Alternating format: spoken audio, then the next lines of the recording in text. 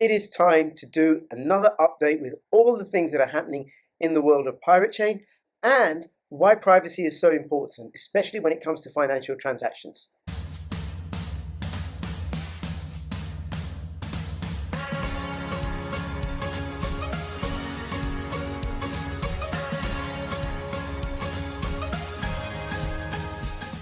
NordVPN is becoming more than just a VPN. Threat protection will guard your device against malicious websites, malware, trackers, and intrusive ads, even if you're not connected to a VPN server at the time.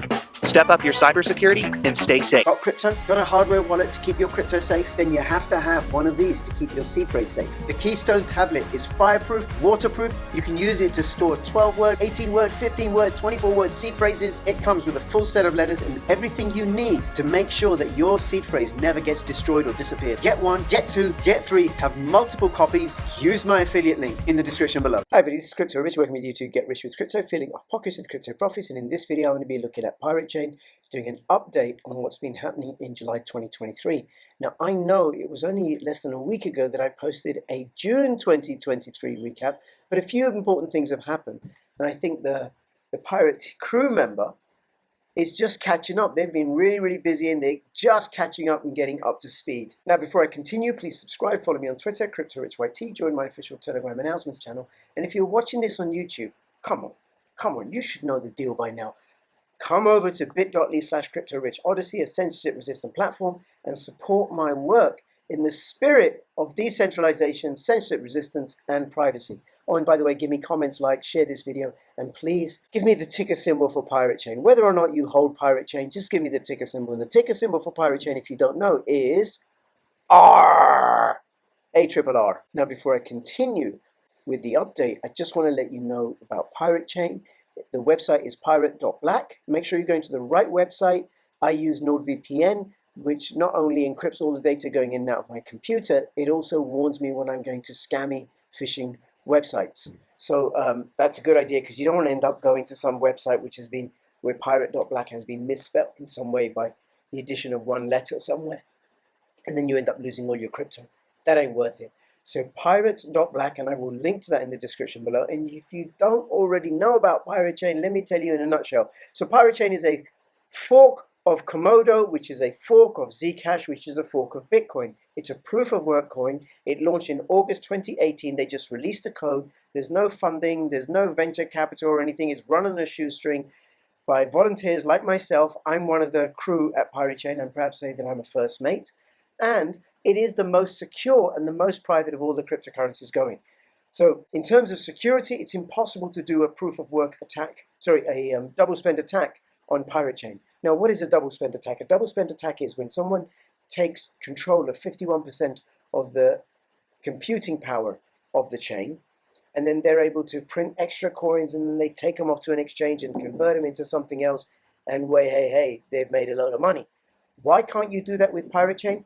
Well, because of the way the Pirate Chain algorithm uses Komodo's delegated proof of work.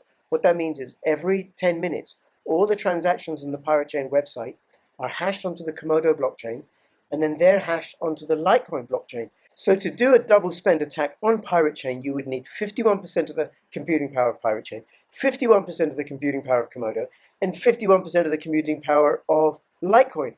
Now, if you've got 51% of the computing power of Litecoin, why not just stop there? Why would you then need to go and get some more computing power so that you can do a double spend on Komodo and then get 51% more to do a double spend on Pirate Chain? It just ain't worth it. So that's what makes Pirate Chain the most secure of all the privacy cryptocurrencies. It is also the most anonymous and most private, in my opinion. And it's more private than Monero. Now, Monero is a great coin. Absolutely, you should. I have Monero, I have Pirate Chain. Hedge. It's always a good idea. But Monero has an anonymity set of, I can't remember, I keep forgetting, but it's less than 100 for sure. Pirate Chain's anonymity set grows with each transaction and is over 500,000, probably more than that by now, at the time of recording. And what do I mean by an anonymity set? Well, if you think of a haystack, and each strand of hay or something, each blade of hay counts as one. So the Monero haystack has got no more than 100 blades of hay in it, whereas the Pirate Chain haystack has got over 500,000, and with every transaction it increases. Another blade is added to the haystack. Now your job is to find the needle within those haystacks, and of course it's going to be easier with the Monero haystack than it is with the Pirate Chain haystack. Now how come that's so? Well, Pirate Chain uses ZK snarks for every single transaction apart from the first one when the coin is mined. So every time a coin is mined, that transaction is visible, and that's for auditing purposes to make sure the miners aren't cheating and printing extra coins. But then it goes into a wallet, and that's it. You don't know where it went after that. You don't know whether it left the wallet, when it left the wallet, and who it got sent to, if at all, and how much. It's completely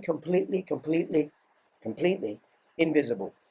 So that's a little bit about Pirate Chain. I'll have all the links in the description below to the Telegram group and the Twitter group, and they're a friendly bunch of pirates. So, if you have any questions, please feel free to ask on the Telegram and Discord group, and do your own research and check it out. I think as governments get more and more authoritarian, and there's the rollout of the Cbdcs, which, by the way, I think are going to fail eventually, I think more and more people are going to be turning to privacy-focused cryptos like Pirate Chain and like Monero. So do check out Pirate Chain. So this is the July recap. There's actually not a lot in it, but there is some critical news, so do hold on and watch till the end. Thank you to Anarchy, who's been publishing this. Now, first off, I want to let you know that the WAR bridge has been restored, but it only works for withdrawals. So what's the WAR bridge? Well, this allows you to transact, to take your Pirate Chain across the WAR bridge, and then gets wrapped so that you can then run it on PancakeSwap, and then you can put it in pools, and also you can exchange it for other Binance Smart Chain tokens. But right now, all that's possible is withdrawals. Okay. Now, in the previous June video, I mentioned upcoming events, which is the Pirate Party in Las Vegas, DEF CON, the Beer Arms and Bitcoin event in Austin in October, and noncensus.io, which will be held in Arizona in either October or November. Plus, Pirate Chain is looking at being at the Anarchapulco booth in February 2024. And they're now working on a Captain AI host on our Discord channel, and many other exciting ideas are being discussed. And these include brainstorming for a potential bounty website and a 3D printed pirate pistol for shows. Oh my gosh. Right, now, as I said, the WAR bridge is now back online for both the Ethereum and Binance networks. I didn't mention the Ethereum networks. And it's in withdraw-only mode, which means that only WAR to R transactions are allowed at this time. And they're going to be bringing more functionality to the bridge. The withdrawals require manual approval, so please anticipate delays. And this is the link to the bridge, which is warrr.io, warrr.io. Polarity Exchange, things are happening there after their spam attack, and you can get the most recent information regarding their new leadership, platform updates, and withdrawal changes in the link below, which you can get through this article, which I will link through. Then also barter.com, you can get the only hardware wallet that will keep Pirate Chain secure. So Pirate Chain is not available on any hardware wallet, and the reason for that is the amount of memory that it takes to run ZK snarks. It just takes a hell of a lot. At least that's my understanding of it. And what you do to want to purchase one of these is you register with barter.com, barrter.com. It's based in the UK. You pay a membership fee, which you can pay with Pirate Chain, and then you're able to purchase goods and sell goods using Pirate Chain. Just a reminder that the Pirate Life Casino is still offline, and this is because of the issues with Polarity Team's gateway service. And if you do send Pirate Chain to that website so you can play casino games, you're going to be on standby for a long time. We don't know. Social media, top 5 reasons why you need our financial privacy. I'm going to be going through 7 reasons shortly. Daily Dose of Pirate Chain does regular short videos on privacy and Pirate Chain. Do subscribe to this channel, check it out. And an inspirational message from Raphael Laverde about what privacy really is and the risks of sacrificing it in our interactions with others. This video goes into some detail about how privacy coins allow you to have more security. Do subscribe to their channel. Now, I said I was going to go over 7 reasons why privacy is important for cryptocurrency transactions, and I should be doing that by reference to this blog, which is taken from a video done by Captain Draith about how important privacy is. So 1, security and protection against fraud. And when you have privacy with cryptocurrency transactions, you can ensure the security of funds and protect users from potential fraud or theft. No one's going to know how many R you have in your R wallet such that they can then target you. It's not the case with Bitcoin. And since all the transactions are invisible, they can't track you by following your transaction history. Number 2 is financial confidentiality. Just like we don't post online screenshots of our financial statements, how much money I've got in my bank account, how much credit I've got on my credit card, how much I owe the credit card, right? We don't post that sort of information because it's private. Well, privacy cryptocurrencies support us in keeping our personal and business related transactions protected from privacy, from prying eyes. Now that has a particular business application because it prevents rivals knowing how much cryptocurrency you have or how much you have earned from your business, and then they can take steps to undercut. Privacy cryptos also prevent price manipulation in the cryptocurrency space. There are many ways prices of cryptos can be artificially inflated or deflated for personal gain. So this can include pump and dump schemes, spoofing, wash trading, and insider trading. And then manipulators will often use social media, chat groups, or other communication channels to create a false sense of hype or fear around a particular cryptocurrency. And then what happens is people are then enticed to buy or sell based on misleading information. Now, price manipulation becomes easier when you can see large transactions, when you can see movements going in and out of large wallets. And then you can work out, okay, something's going on here. It's harder to do with Pirate Chain. Now, I talked about this earlier about how privacy is important in the commercial sector. And one of the ways that it's private is that it keeps financial transactions private and secure. And that's really important in order to maintain the privacy and commercial confidentiality of business relationships, financial strategies, and supplier information. And if all of that was public, it could potentially put companies at a competitive disadvantage. Now, privacy cryptos are critical for protecting your personal identity online. They are the antithesis of central bank digital currencies, CBDCs, because what a CBDC will do will track every single transaction. That'll be known to the government or the issuing authority or whoever has license to track those transactions, how much you spent, what you spent it on, and it will also allow them to impose penalties, which can either be done through the CBDC or some other way for transactions that they don't agree with. So for example, if you were to give money to a cause that the government doesn't want you to, as what happened with the truckers in Canada, that they had their bank accounts closed, and then some of them resorted to using Bitcoin. But then those Bitcoin addresses can be flagged.